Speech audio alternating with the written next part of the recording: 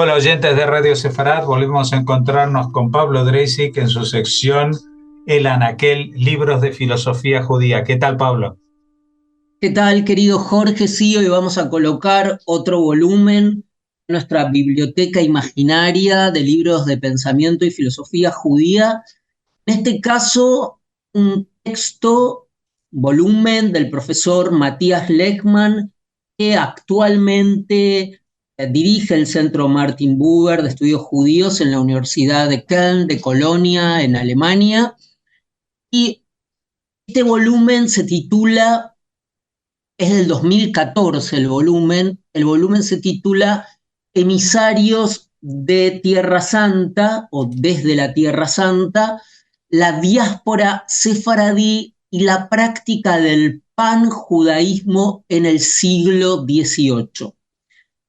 El texto o el título que es muy prometedor y efectivamente suple y las expectativas que promete el título, toma un episodio que en, una, en un primer vistazo podría ser irrelevante o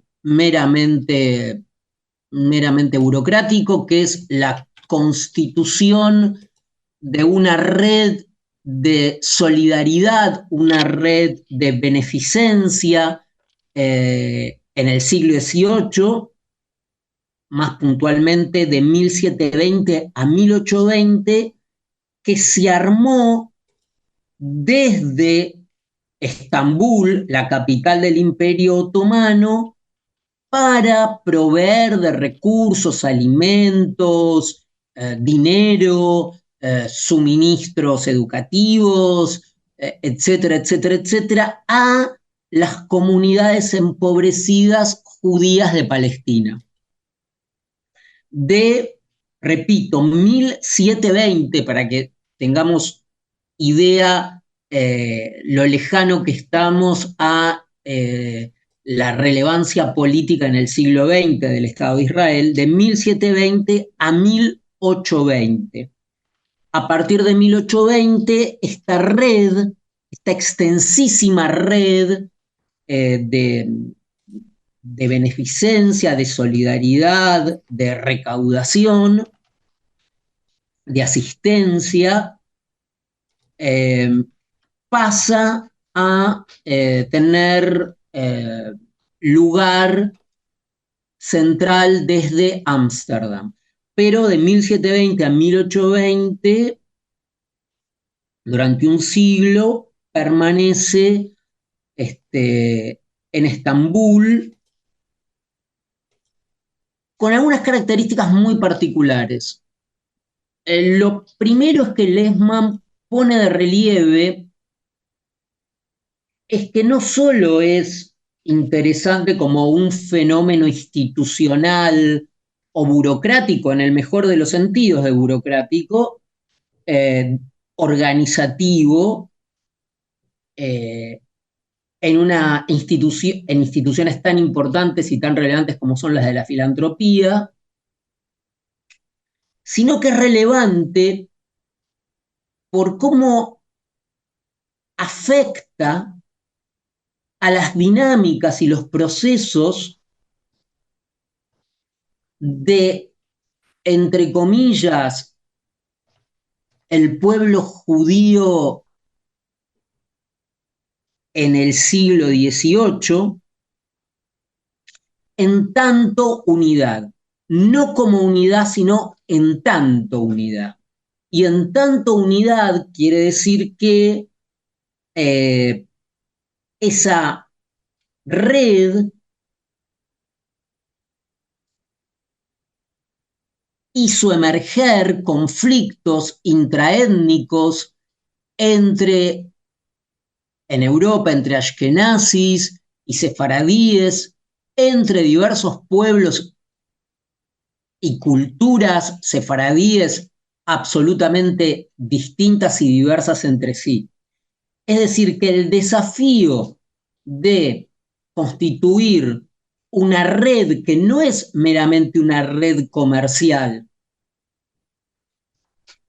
cuestión que ya estaba muy estudiada, digamos, la diáspora comercial sefardí es un tema de estudio, pero acá es diferente.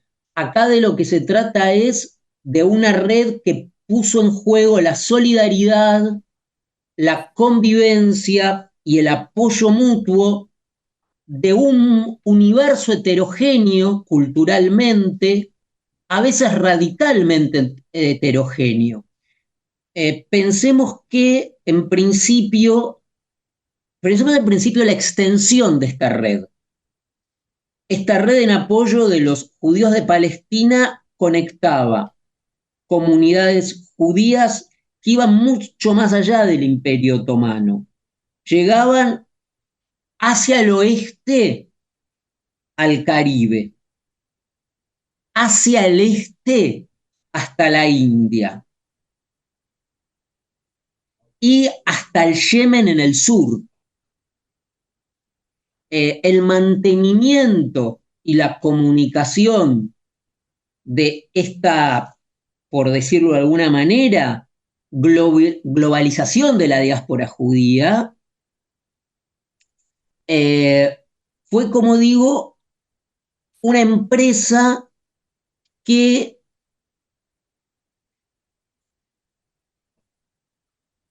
tuvo las resistencias y puso a prueba precisamente la posibilidad de una cierta nominación común para todo ese conjunto. Y resistencias reales. Los sentimientos de pertenencia que de nuevo pusieron en juego esta red panjudía en el siglo XVIII, tuvieron como centro, dijimos, a Estambul, y desde allí lo que se dio en llamar los Pekidei Kushta o Pekidim, o sea, los funcionarios de Estambul, que efectivamente iban como Sheliach, no por casualidad también a la red la llamaban Shelihut, iban como enviados a las diversas comunidades judías de la diáspora. Mencionamos ya la extensión, el alcance de esta red, en busca precisamente de fondos. Lo interesante es también, como decía antes, las resistencias.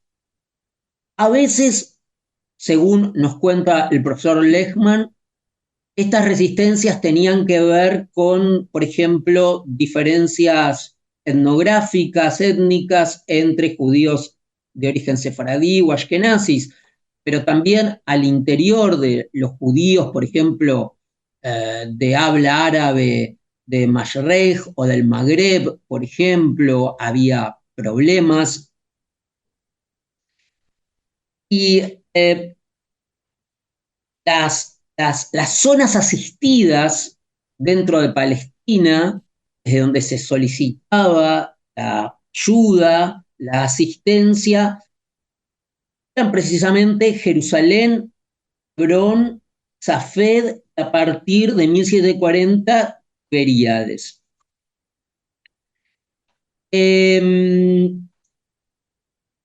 Una cuestión interesante sobre esto es como episodio, este tema también fue explotado inevitablemente o leído de manera conveniente o convenida por desde diversas perspectivas. Por ejemplo, la fuente clásica sobre este tema fue desde el año 1951 el material recabado por el erudito y bibliógrafo de la Biblioteca Nacional y Universitaria Judía de Jerusalén, hoy la Biblioteca Nacional de Israel, Abraham Sha'ari. Nació en 1899 y falleció en 1966, para dar una idea del momento en que trabajó sobre el tema. Él es autor del primer trabajo acerca de esta red panjudía en el siglo XVIII con asiento en Estambul, pero la obra tenía como propósito evaluar esta red como una muestra de la centralidad de Israel ya a partir del siglo XVIII. Y esto en concordancia con lo que se llamó la Escuela de Jerusalén, una escuela famosa de historiografía judía, que trabajaba sobre todo con una perspectiva de la centralidad sionista. El primer cuestionamiento a esta perspectiva un poco inocente y apresurada y forzada fue la del famoso historiador Jacob Katz, que escribió una crítica mordaz del libro de Abraham Sha'ari, del texto, en la que criticaba la descripción que hacía Sha'ari acerca de los emisarios y de su interacción con las comunidades judías de la diáspora y calificaba esto como una idealización romántica. Ahora bien, el libro del profesor Lehmann trata de reponer nuevamente la existencia de esta gran empresa impresionante, casi sin parangón en cualquier otra institución de la época, porque sí había redes comerciales, marítimas o de otro tipo, pero no conocemos una red solidaria, filantrópica, de estos alcances. Lo que sí permite ver el texto, y por eso es tan interesante, es ver los roces, ver la solidaridad, ver los sentimientos incluso de pertenencias de comunidades muy alejadas, no solo geográficamente, sino desde el punto de vista de las costumbres y las tradiciones, y cómo a partir del siglo XVIII comienzan luego de la desmembración que es las comunidades del medioevo luego de la expulsión de los judíos de España, cómo comienzan a haber intentos de solidaridad, de comunicación, de pertenencia, más allá de cualquier hegemonía, sea de Palestina, sea de algunas zonas como eran las zonas de Venecia, sobre todo, y el Cairo, zonas muy fuertes en la centralidad de la vida judía de la época. Así que recomendamos quienes quieran tener un panorama del mundo judío, del pensamiento, de la cultura, bueno, la aventura, en el mejor de los sentidos, de esta empresa solidaria de globalización de la diáspora, este primer intento de globalización de la diáspora, vale la pena. Recomendamos enfáticamente entonces la lectura y el estudio de este libro. Pablo, te voy a añadir un detalle que supongo que aparece mencionado en el libro, porque la palabra que en el hebreo moderno se utiliza para emisiones, y estoy hablando de emisiones de radio, de televisión, de internet, etcétera, etcétera, pues es la palabra shidur o shadar, que etimológicamente no es una palabra en hebreo, sino que son las siglas de una expresión en arameo que responden a la labor de estos emisarios, que es Sheliach da Rabbanon. De ahí vienen las iniciales Shadar. Shadar, y de ahí viene el verbo shidur o leshader en hebreo moderno. Es decir, que cuando se reconstruyó el hebreo moderno para tener una palabra que respondiese a este concepto que evidentemente no era bíblico, de las emisiones, como decimos, de radio, de televisión o de internet, pues se acuñó este concepto que venía recogido justamente de esta organización de los judíos sefardíes del siglo XVIII. Sí, el libro que mencioné antes de Abraham Yahari se llama eh, Sheluhei Eretz Israel, emisarios de la tierra de Israel. Sí, sí. Así que sí. Sí, sí, no, pero me refería a la utilización que tenían también de la expresión en arameo Sheliach da Rabbanon, que vendría a ser como Claro. el emisario del rabino, que era el título con que se presentaban en las distintas comunidades.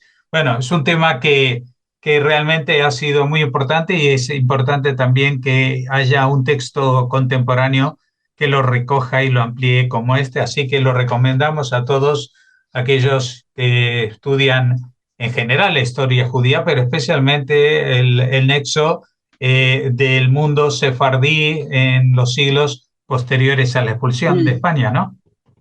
absolutamente, Jorge. Muchas gracias, Pablo, y esperamos volver a contar contigo la semana que viene. A ti, hasta luego, Jorge.